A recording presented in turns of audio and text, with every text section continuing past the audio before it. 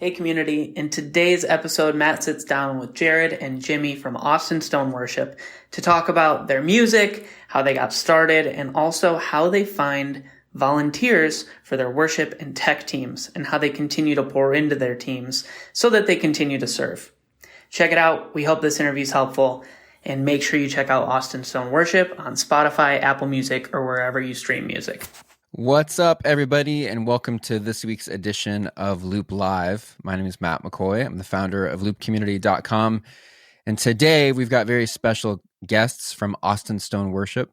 Jarryd and Jimmy are here with us from Austin Stone Worship, and we're going to be talking about their music, but I also want to ask them some questions just about how worship is organized at their church, as far as their bands, their scheduling, their auditioning process, and also maybe how they've handled that over the past 2 years with COVID.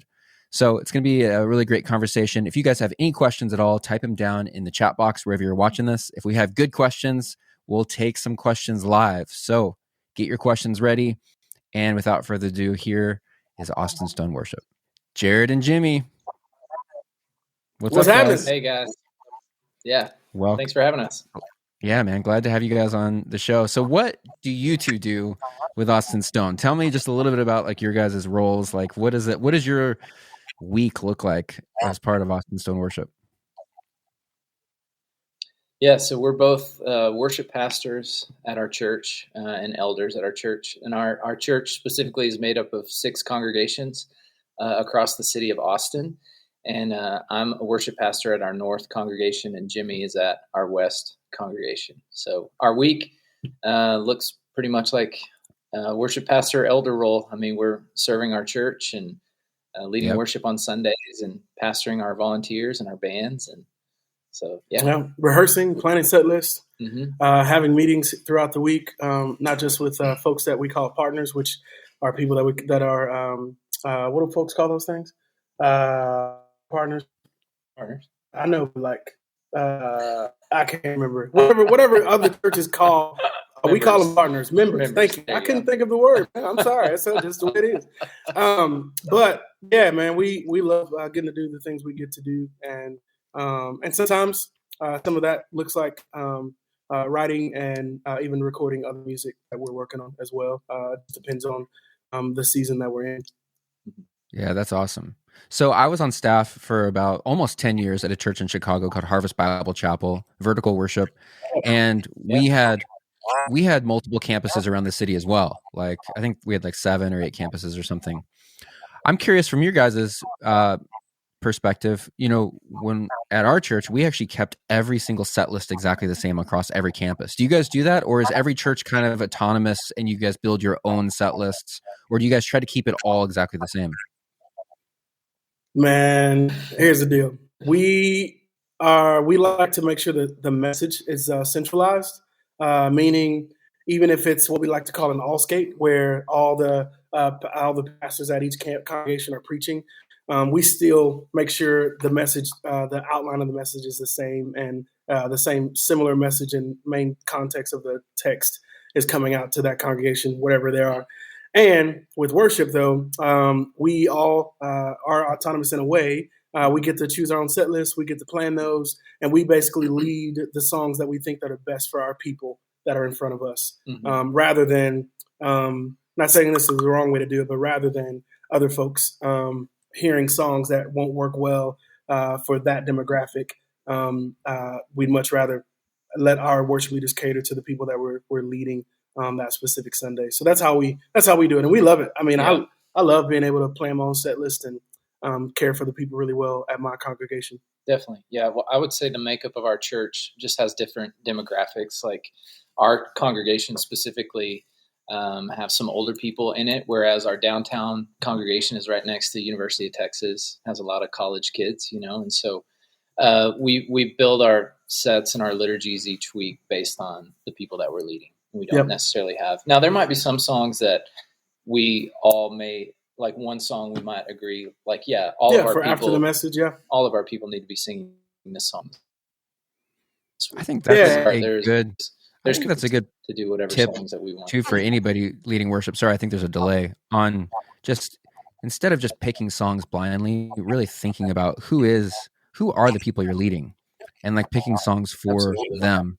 Because I do, and that could be even a church that's just a single campus church, but having that mindset as you're planning your set lists, I think that's so important. Yeah, Absolutely, man. So tell me a little bit about Austin Stone Worship.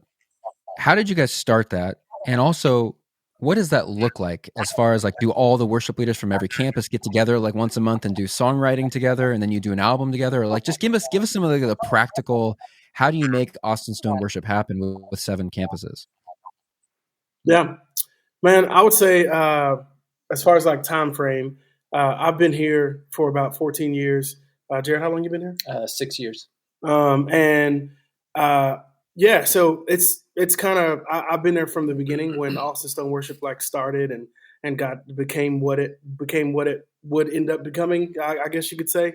But it all came from just a dream that one of our guys had of us caring for and loving other churches and pouring into other worship leaders and doing that in the way where we are writing songs that come straight from Scripture and are also resourcing people as much as we can, but also out of a heart of discipleship and development and wanting to develop worship leaders, because we as worship leaders got together and we thought, man, there was only a couple of us on the team at the time, and we just thought, man, what are some of the things that we personally would have wanted to know before these as worship leaders, worship pastors. And we came up with a fun curriculum, and we ran a couple of plays of that over the last 14 years. And man, fast forward, now we write together, we do songwriting, we do all those things. Our first album, I think, came out in either 2009 or 2010, one of those years. And we've had several albums happen since then. And a lot of that is very intricate, and how we do that is very intricate. And we can get into the weeds of that. But the overall overview of it is we have a songwriting retreat that we try to fight for that happens whether once a year or twice a year. And our teaching pastors, they get together twice a year to nail down what the sermons will be about for the next 6 to 9 months. And when they come back from that meeting, they share that information with us, and we fight to write songs in light of what our church will be going through. And that's what we're doing. We're writing songs for our church specifically. And then if they can work at other churches, that's great. But that's not our goal. Is for us to be writing songs for other churches. We're writing for our people, and that's where that comes from. And a couple of us are like do a better job in a way. We have like a more of a skill set in writing than others. So man, like a lot of those guys write more often, and they take time to write and co-write with others as well. And that happens sporadically depending on what's coming next. If there's another album that's potentially coming, or just to continue to flex that muscle as much as you can and get better at it. Just trying to write when you can. So, anything else you want to add to that, man? No, I think that's good. I think what I love about our church and the way that Austin Stone Worship is set up specifically is that, you know, we each lead at a congregation, but we very much like work together during the week. Yep. It's not like we see each other every week. We're not like siloed to our congregations, you know? So there's a creative energy on our team that we're able to collaborate on things. We're able to write together. And we're able, like even today we were talking about like set lists and stuff for Sunday, you know, like there's just such a collaborative nature to our team that I feel like has been really healthy for Austin Stone Worship. And I'll add to that, man. Like one of the things I've really loved about our church in general, even yesterday, our staff meeting for our entire staff, which our staff is huge. It's like over 180 some people, including residents. There's about maybe 200 or so, like all together.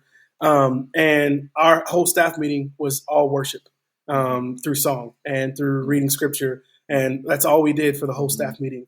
And we had 2 of our worship leaders lead worship, and we all got to be a part of that. And at times, a lot of our staff meetings do have worship through song as a piece of the staff meeting. And that's just a really good way to like unify us as a staff, as well as let other people that are at other congregations hear those other worship leaders lead, and for them to be bought into our entire team as well. And then on top of that, man, we meet once a week as a team. And we have vision casting during that time frame, and we talk about hard things and good things, and we also do this thing where we celebrate one another, which is really cool. So every meeting, two people stand up and they celebrate some folks on the team. And our team now, we call it our creative team, which is not just Austin Stone Worship, but anybody that does creativity on our staff, the folks that are doing all the design, our all the guys that are helping out musically and all those things, all meet together as a team together now, which is awesome. And I love that. So that's been really good for our team and unifying us as a family. That's awesome.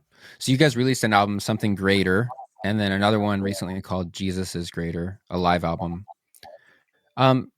What do you think is the best song that's come out of Austin Stone Worship, in your opinion? That's a hard question, bro. That's a hard question.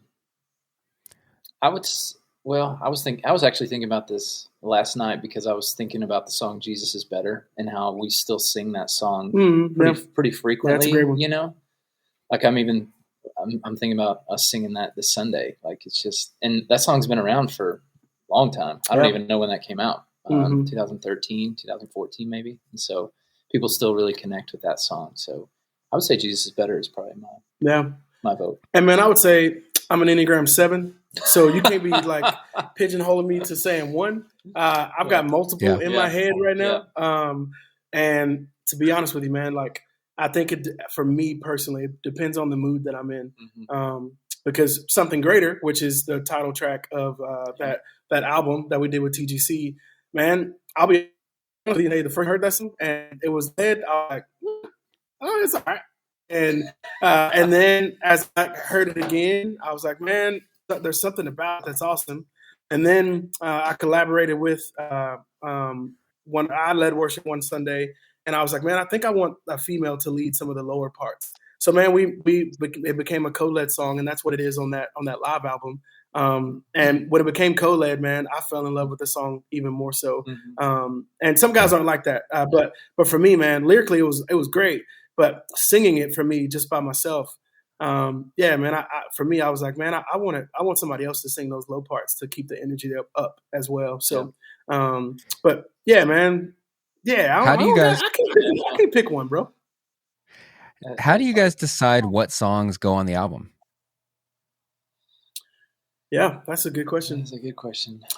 I mean, there are so many demos of songs. And it's, we're writing all the time. In fact, I saw a list this morning of some of the songs that are kind of in process, that are just demos or just ideas. And it's really just a collaborative nature of like, what is the best expression for our team and for our church right now? Like, what do we want to say if we put something out there?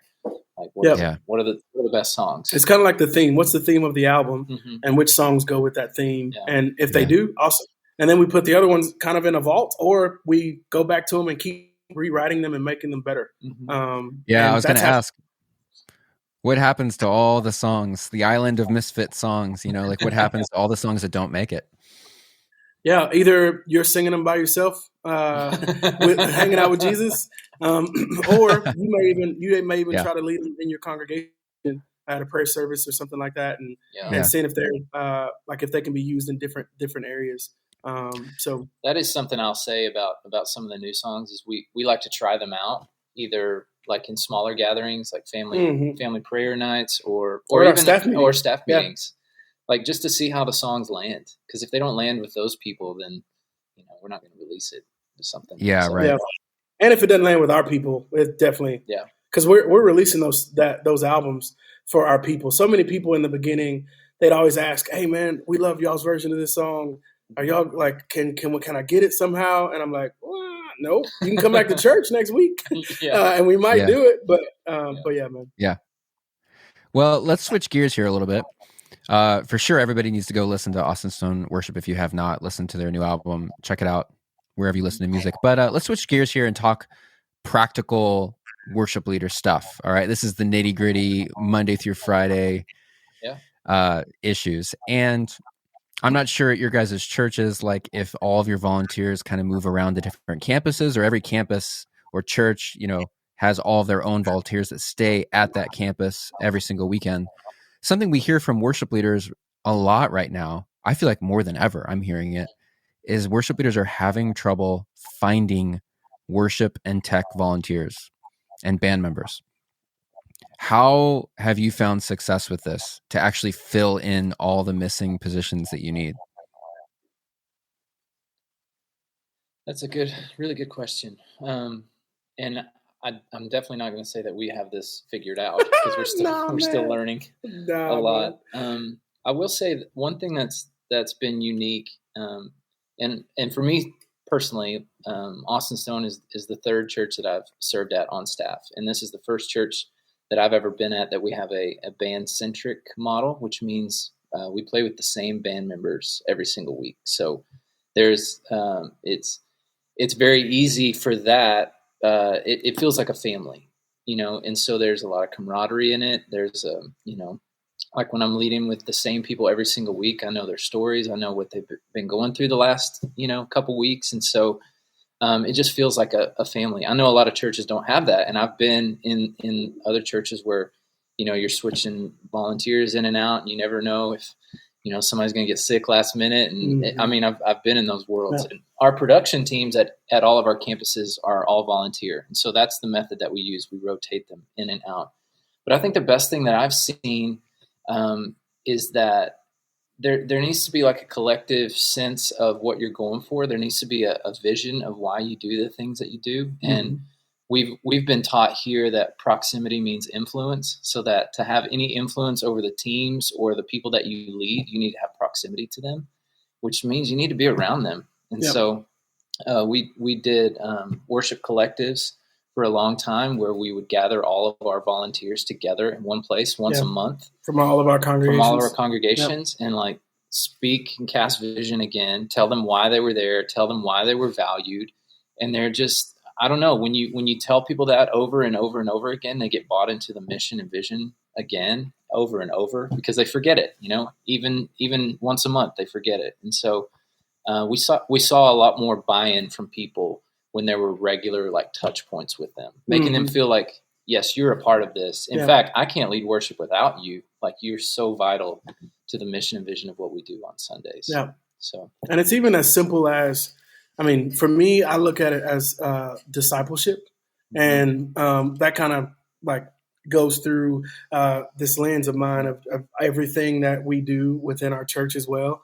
Yeah. And man, if you're inviting people over to your house on a Saturday or even this Sunday to watch the Super Bowl game, invite all your production volunteers and whoever, come over to your house, watch the game. It could be a potluck. You don't gotta pay for anything. And they just show up. And what you're doing there is like creating this camaraderie, this familial like feel to things. And if y'all did that once a month, just to hang out, they would start inviting people. Yep. They would start telling people more about production. They would be more bought in. Even if y'all just, we did this thing, we've done it often, but once a month, before COVID hit, we'd have a game night basically, which was, we'd have a game night as a team at West Congregation. And it was just like this thing we call Fishbowl. And it was a mixture of 3 games, and we just played it. And we played for like an hour and a half, 2 hours, and we had food and just hung out, and it was awesome. And we have so many production volunteers at our campus right now that are super bought in because they feel like they're a part of what we're doing. They feel like they're a part of everything that we're about. It's interesting how the worship pastor role really requires those two sides. There's the worship, like musician, creative role, but then there is this pastoral role of discipleship and like leading your teams. And it takes both to do it well, to do that role well. Yep. No doubt. Tell me about the band model. Is it only one band, or do you have multiple bands on a campus? Yeah, it depends on the worship leader. So like Jimmy and I, we both have our band that we play with, and some like separately. Separately. Yeah, each worship leader has their own band. Yeah, and some That's of those awesome. band members. Yeah, it's amazing. I mean, it creates a lot of freedom for us as worship leaders to last minute, if we need to change a song or something, it's easy because we've been playing together for forever, and we know like the tendencies, and we know there's just a comfortability in that. So, and that band, we rehearse weekly. Yeah. So we're working on new songs. We're working on like arrangements of songs and making things sound better. Even tomorrow morning we're rehearsing, and I have these thoughts of like adding this song into this song, making that bridge connect here.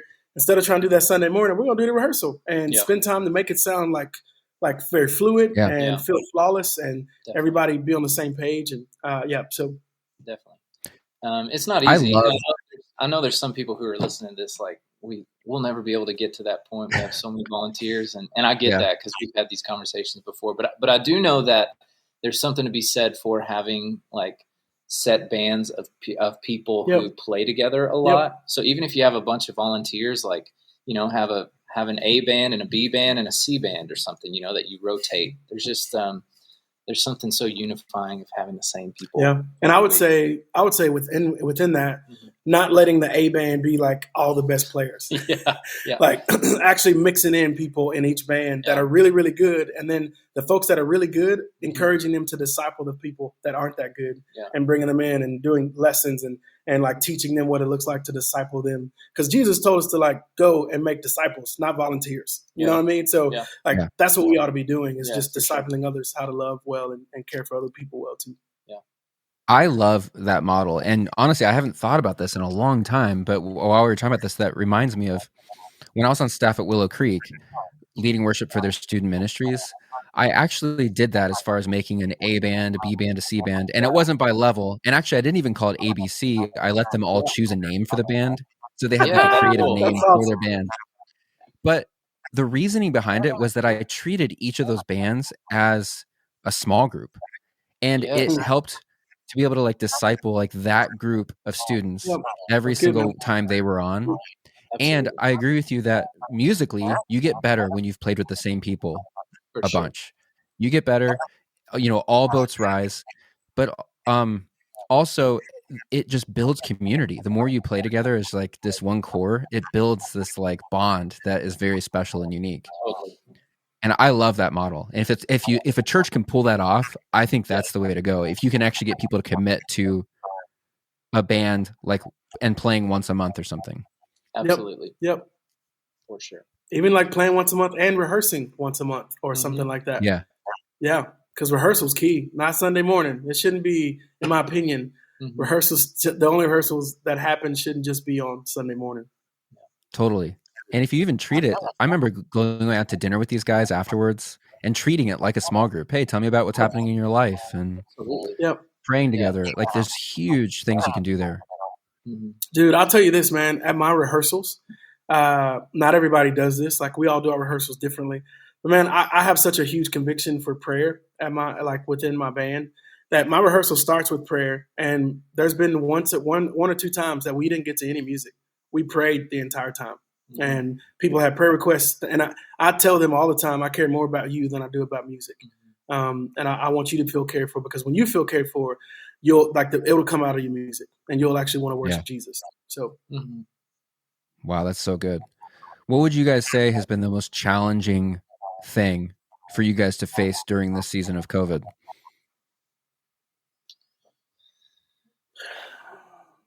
Man, I would say from a worship pastor perspective.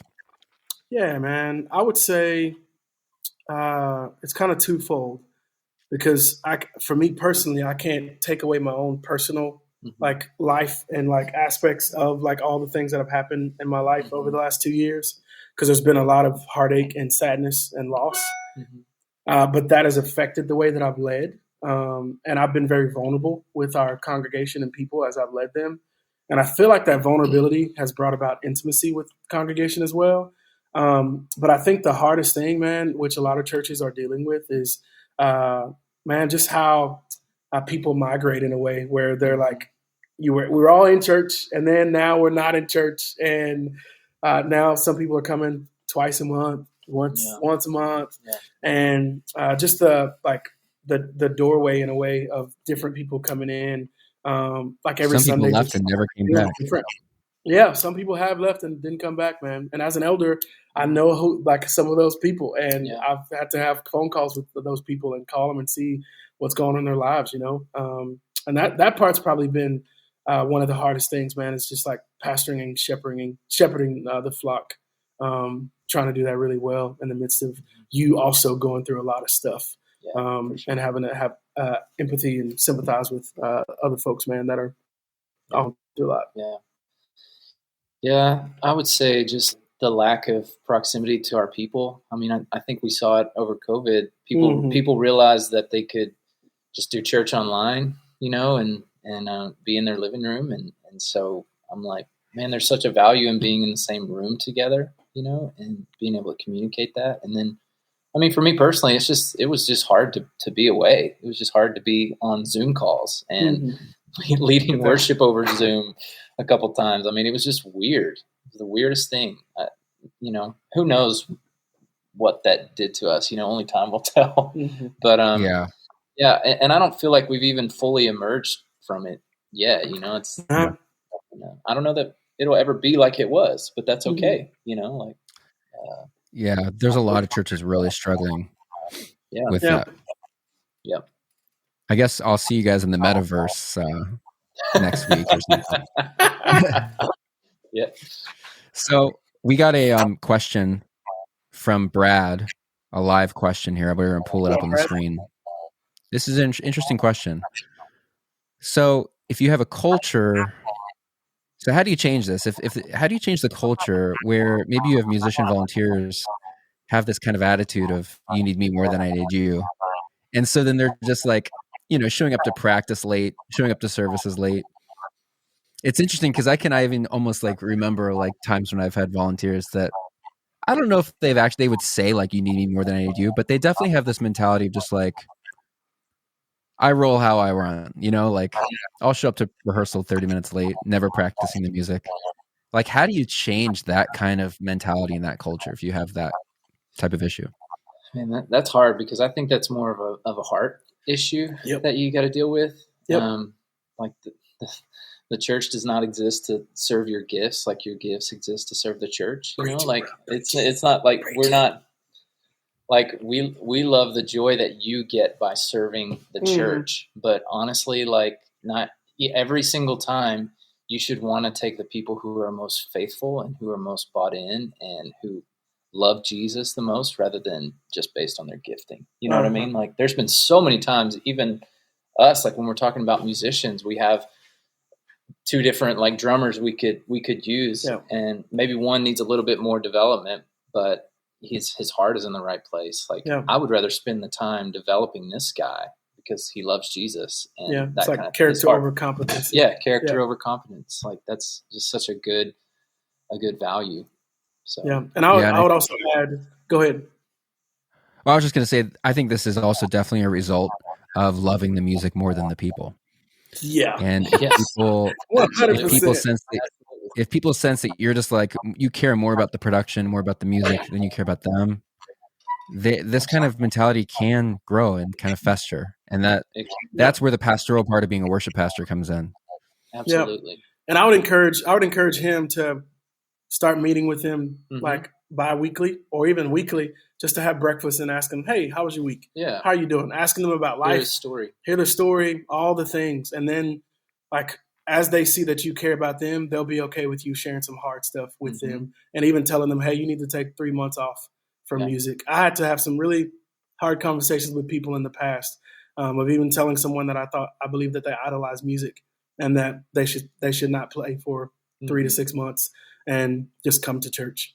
And that was a hard conversation, but it needed to happen. Yeah, lay it down. You guys, I appreciate you taking the time to talk. And it's always just fun to kind of talk about, guys who are like really like putting worship music out there, but also who are in the trenches every single week. And, you're doing the hard work of being a worship pastor. And there's a lot of people who relate to you in that. And so I appreciate you guys sharing your heart and for joining us on the show. Yeah, thank you so much. Yeah, thanks for having us. Appreciate it. Yep. Talk to you guys soon. Thanks.